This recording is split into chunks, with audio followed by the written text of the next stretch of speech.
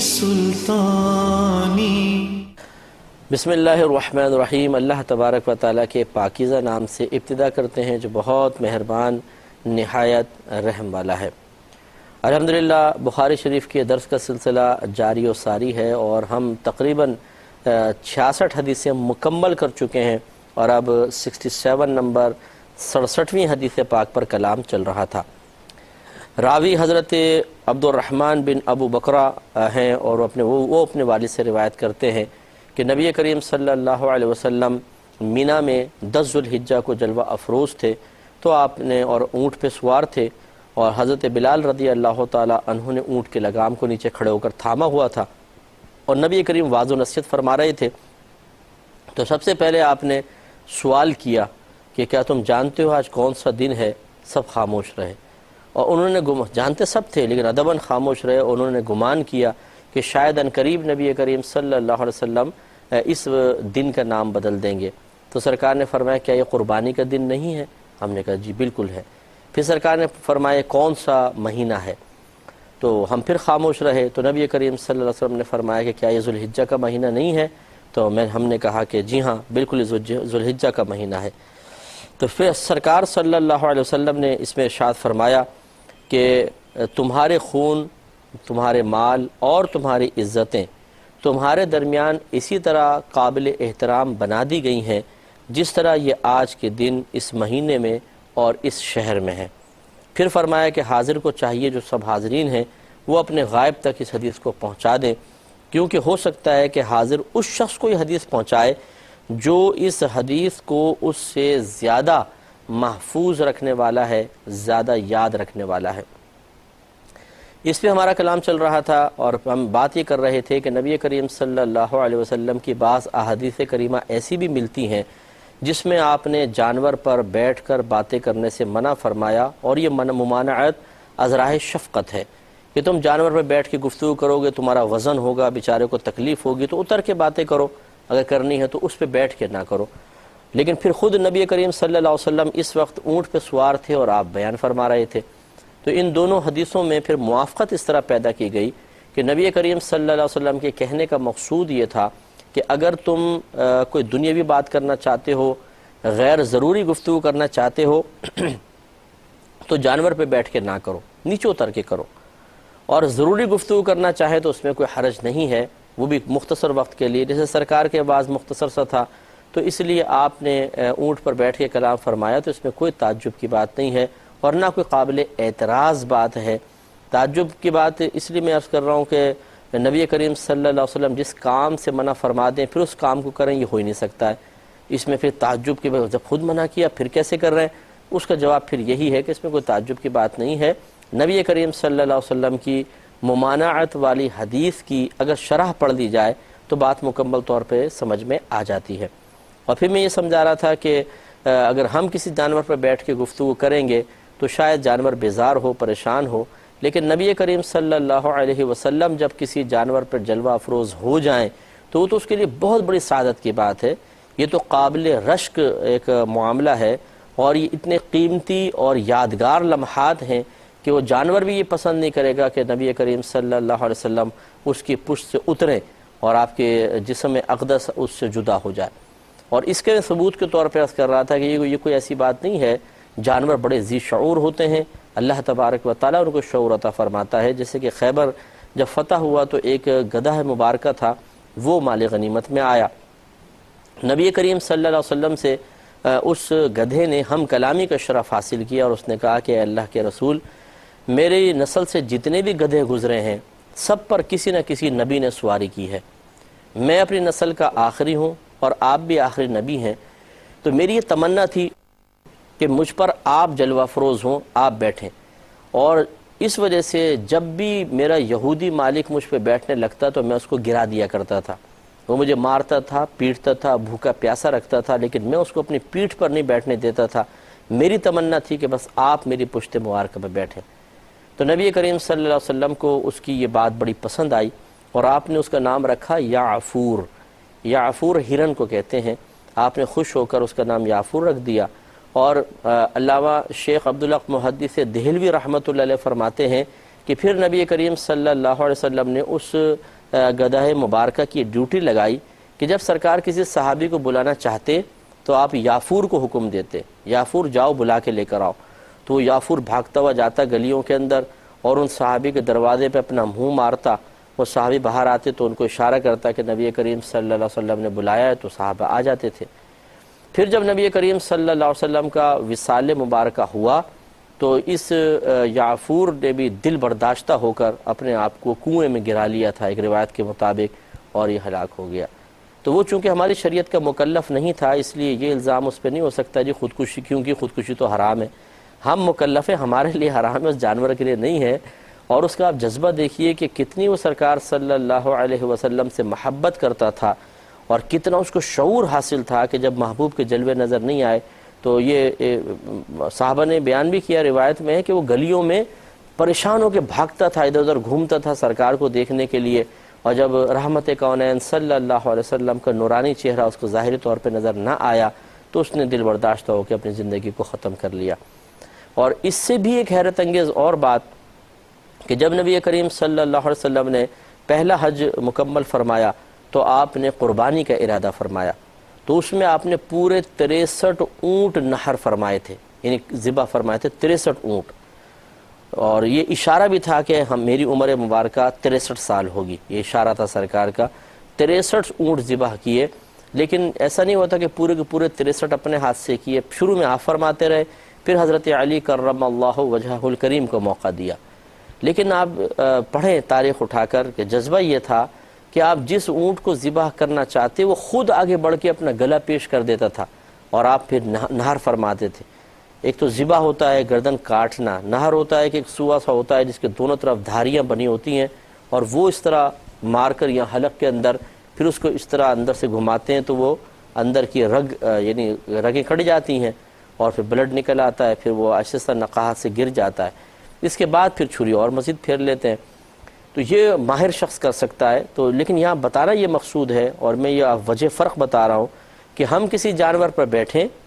تو وہ تکلیف محسوس کرے گا، لیکن نبی کریم صلی اللہ علیہ وسلم کسی پر بیٹھ جائیں تو وہ فخر محسوس کرتا ہے اور چاہتا ہے وقت نہ گزرے۔ بلکہ اب قربانی کے جیسے اونٹوں کا مسئلہ آپ نے سنا، ہم کسی جانور کو پکڑ کے قربان گاہ تک لانا چاہتے ہیں، وہ چیخ چیخ کے آسمان سر پہ اٹھا لیتا ہے اور موقع ملے تو لاتے مارے گا، سینگے مارے گا، آئے گا نہیں۔ یہاں نبی کریم صلی اللہ علیہ وسلم ہے کہ آپ خالی ہاتھ میں چھری لے رہے ہیں اور اونٹ خود آگے بڑھ بڑھ کر ایک دوسرے پہ چڑھ رہے ہیں سرکار کے قریب آنے کے لیے کہ مجھے نہر کر دیں۔ کیا بات ہے، سبحان اللہ۔ نبی کریم صلی اللہ علیہ وسلم کو اپنے اوپر قیاس نہیں کرنا چاہیے، لہٰذا اگر سرکار اوپر جلوہ افروز ہو کے بیان فرما رہے ہیں، کوئی بات کہہ رہے ہیں تو اس میں کوئی گرفت کا پہلو نہیں ہے۔ نبی کریم صلی اللہ علیہ وسلم کی اکثر یہ عادت مبارکہ تھی کہ جب آپ چاہتے کہ مکمل طور پہ ہر صحابی میری طرف متوجہ ہو جائے تو آپ ان سے کوئی آسان سا کویسچن کیا کرتے تھے، سوال کرتے تھے، سوال سن کر صحابہ سب کے سب متوجہ ہو جاتے تھے، پھر خود ہی جواب دے دیا کرتے تھے، کسی سے لے لیا کرتے تھے اور پھر اصل گفتگو کو اسٹارٹ کر دیا کرتے تھے۔ یہ ایک بہترین طریقہ ہے ایک پڑھانے والے کے لیے، خاص طور پر ایک ٹیچر کلاس میں آتے ہیں، شروع میں ایک دم بچوں کا موڈ نہیں ہوتا، کوئی خزر پزر کر رہا ہوتا ہے، کوئی باتیں کر رہا ہوتا ہے، کوئی پینسل نکالتا ہے، کوئی پین نکالتا ہے، کوئی کاپی نکالتا ہے، کوئی کتاب نکالتا ہے۔ اگر اس طرح ہو جائے کہ پہلے چند تمہیدی کلمات ہوں جس سے مکمل طور پہ سب کی توجہ اپنی طرف ہو جائے، اس کے بعد پھر خاص بات جو کہنا چاہتے ہیں وہ شروع کی جائے، تو امید ہے کہ پھر سب کے سب یکسوئی سے مکمل طور پہ بات کو سن لیں گے۔ ورنہ اگر ایسا نہیں ہے، آپ آئے اور بات شروع کر دی اور کچھ ادھر بات کر رہے تھے، کچھ ادھر، ابھی ذہن سب کے مکمل طور پہ ہماری طرف نہیں ہوئے تھے، تو جب ان کے ذہن مکمل طور پہ ہوں گے اتنی دیر میں بہت ساری باتیں نکل چکی ہوں گی۔ اور یہی بیان کرنے والوں کو چاہیے جو واعظ نصیحت کرتے ہیں کہ پہلے عوام کو مکمل طور پہ جگائیں، جو سو رہے ہیں ان کو بھی جگائیں اور اپنی طرف متوجہ کریں، اس کے بعد پھر اصل اپنا بیان شروع کریں تاکہ کوئی قیمتی بات کسی کی عدم توجہی کی بنا پر نکل نہ جائے۔ اور خصوصاً مسائل کے معاملے میں جیسے ہم باہر کبھی نشست کرتے ہیں، لوگ بیٹھے ہوتے ہیں، تو خاص طور پہ یہ احتیاط کرنی پڑتی ہے اور کرنی بھی چاہیے کہ سب کو جگائیں اور متوجہ کریں، کیونکہ شرعی مسائل کے اندر ایسا ہوتا ہے کہ غنودگی کے اندر کوئی سن رہا ہے تو جائز ناجائز، ناجائز جائز سمجھ میں آتا ہے اور اس سے بڑے نقصانات ہو سکتے ہیں۔ اور یہ ہم خمیازہ بھگتتے رہتے ہیں کہ بہت سے لوگ ہمیں فون کر کے کہتے ہیں کہ آپ نے فلاں جگہ ایسی بات بولی تھی، وہ کہتے ہیں نہیں، وہ کہتے ہیں وہ کہہ رہا تھا۔ اب وہ کون کہہ رہا ہے؟ اگر خدا نخواستہ جھوٹ بول رہا ہے، اللہ اس کی اصلاح فرمائے، غلط فہمی میں کہہ رہا ہے تو اللہ تعالیٰ مزید اس کی اصلاح فرمائے، اور اگر اس وجہ سے کہہ رہا ہے کہ غلط فہمی والا کوئی بھی نہیں، وہی غنودگی کے اندر یہ خسر پسر کرتے ہوئے ڈیکوریشن دیکھتے ہوئے سننا، تو آدھی بات ذہن میں آدھی نکل گئی، اور اب وہ مطلب کسی کو اس نے بات بول دی، تو یہ اس کا قصور ہے، کوتاہی ہے، سمجھنا چاہیے۔ تو پھر ہم وضاحت کر دیتے ہیں تو لوگ سمجھ جاتے ہیں، لیکن بہرحال ایسا ہوتا ہے۔ تو ہونا ہی چاہیے کہ اب جیسے مثال کے طور پہ ماں باپ ہیں، گھر میں سب بچوں کو کچھ بتانا چاہتے ہیں، سمجھانا چاہتے ہیں، پہلے سب کو جمع کر کے کویسچن میں ایک سوال کا جواب دو، اب سب متوجہ ہو جائیں گے بھی کیا سوال ہے،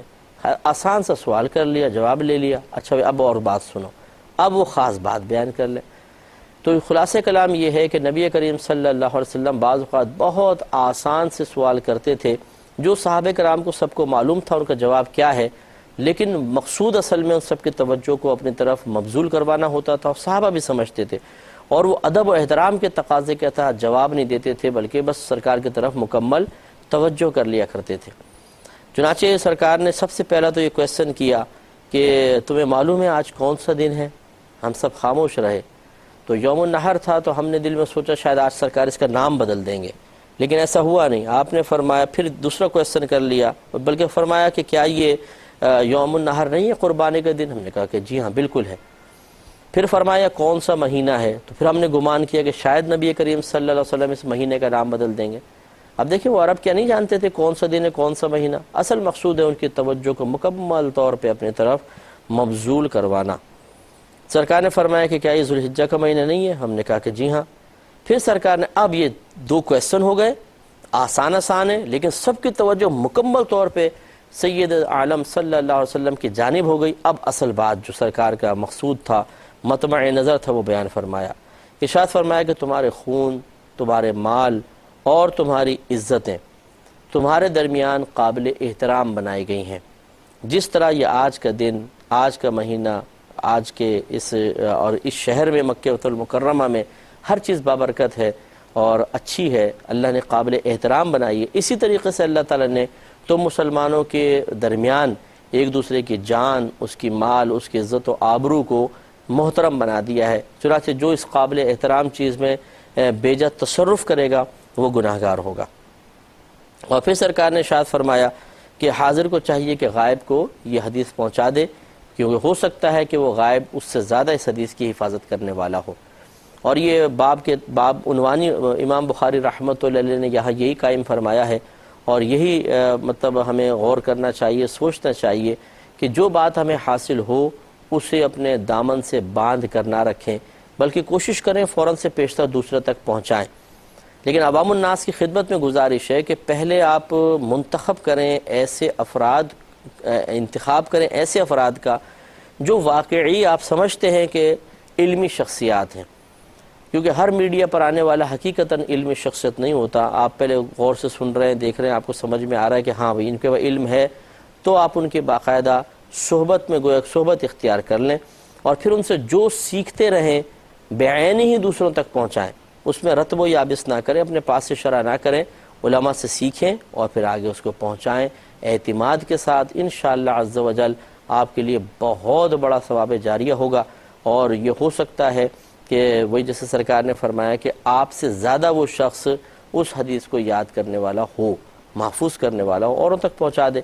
تو اس لیے ہم سب کو مل کر یہ کوشش کرنی چاہیے کہ جو کچھ اللہ تبارک و تعالی نے ہمیں عطا فرمایا، خصوصاً علمی معاملے میں، اسے اپنے ذات کے ساتھ محدود نہ رکھیں، بلکہ اس کو عام کریں، دوسروں کو سکھائیں۔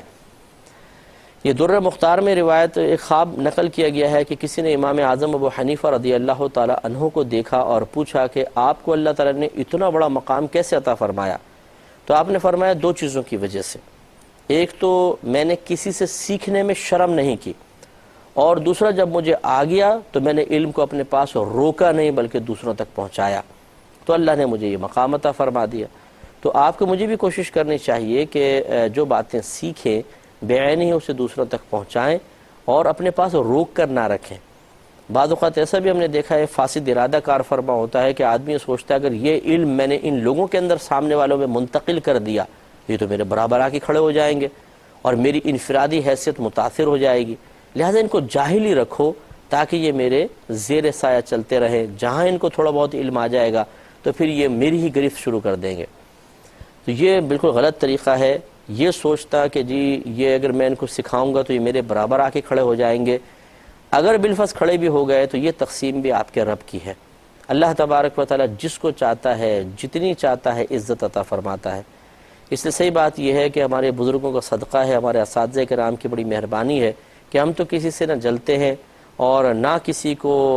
مطلب خدا نخواستہ اس کو ٹانگیں کھینچنا کہتے ہیں، ڈیگریڈ کرنا، کسی کو بے عزت کرنا، کسی سے کوئی منصب چھیننے کی تمنا رکھنا، یہ بالکل ہمارا باتیں اس سے پاک و صاف ہے اور اس کی بڑی برکات ہم نے دیکھی ہیں۔ تو اس لیے پھر ہم اپنے علم کو روکتے بھی نہیں ہیں، ہم منتقل کرتے ہیں اور ہمارا عقیدہ مضبوط ہے الحمدللہ کہ اگر اللہ نے ہمیں عزت دینی ہے وہ ضرور دے گا، اور اگر اس نے ارادہ یہ کیا ہو کہ ہمیں امتحان میں مبتلا کرے گا تو پھر امتحان ہوگا۔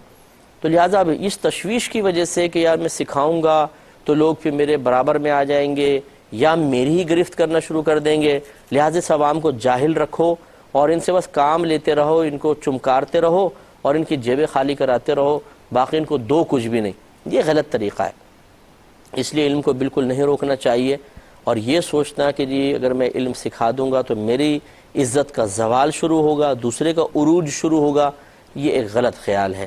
عزت ذلت اللہ کے دست قدرت میں ہے، عروج و ترقی اور تنزلی اللہ تبارک و تعالی منتخب فرماتا ہے۔ اگر اللہ تعالیٰ چاہے گا تو ہمیں عزت دے گا، چاہے گا تو کچھ بھی کر سکتا ہے۔ یہ سوچنا کہ علم میرے پاس رہے گا تو ضرور مجھے عزت ملے گی، یہ بھی نہیں ہو سکتا۔ بعض اوقات ایسے معاملات ہو جاتے ہیں کہ علم رکھنے والا بھی رکھنے کے باوجود بھی ایسے آزمائشوں میں آ جاتا ہے کہ لوگوں کی نگاہوں سے اس کی عزت ختم ہو جاتی ہے۔ اور اسی طریقے سے اگر ہم کسی کو سکھائیں گے تو ضروری نہیں ہے کہ وہ ہمارے اگینسٹ ہی کھڑا ہو جائے گا، وہ ہمیں پیچھے دھکیل دے گا، بلکہ ہوتا یہی ہے کہ جب ہم کسی کو علم سکھاتے ہیں تو وہ استاد ہونے کے اعتبار سے تعظیم کرتا ہے، ادب کرتا ہے، اور اگر واقعی وہ سعادت مند ہے تو وہ بلکہ معلوم کرتا ہے کہ آپ مجھے بتائیں مجھے کیسے کام کرنا چاہیے اور کس طریقے سے میں اس علم کو آگے پہنچاؤں۔ تو اس لیے اب جو صاحب علم شخصیات ہیں خصوصاً جن کا تعلق عوام سے ہے، کیونکہ یہ بعض ایسے بھی لوگ جو ہیں جو ہمارے سامنے ہمیں ملے ہیں کہ جو کسی پہلے ایجوکیشن سے فارغ ہوئے اور پھر عوام الناس کے سامنے جب وہ پہنچے تو ان کو کچھ سکھاتے نہیں۔ وجہ معلوم کی گئی کیوں ایسا ہے تو بولتے ہیں نہیں ان کو سکھائیں گے نا تو علماء کی گرفت شروع کر دیتے ہیں، الٹا علماء کی گرفت کرتے ہیں۔ تو یہ گرفت کیوں کریں گے؟ اگر میں ایک صحیح آدمی ہوں، میں صحیح چل رہا ہوں تو کس کی کیا مجال کہ میری گرفت کرے؟ میں غلط کر رہا ہوں تو گرفت کرے گا نا۔ تو پھر میں اس خوف کی وجہ سے علم ہی نہ سکھاؤں کہ میں چونکہ غلط کام کر رہا ہوں یہ علم سیکھ لے گا تو میری گرفت کرے گا، یہ تو غلط جذبہ ہے، غلط نظریہ ہے، ایسا نہیں ہونا چاہیے۔ علم ضرور سکھائیں، اپنے پاس محفوظ نہ رکھیں، عزت و ذلت اللہ کے دست قدرت میں ہے، کسی کو عروج دینا چاہے گا تو آپ کے علم کا محتاج نہیں کسی اور ذریعے سے دے دے گا، اس لیے خود کو محروم نہ کروائیں۔ اللہ تبارک و تعالی ہمیں عمل کی توفیق عطا فرمائے، آمین۔ وآخر دعوانا ان الحمدللہ رب العالمین۔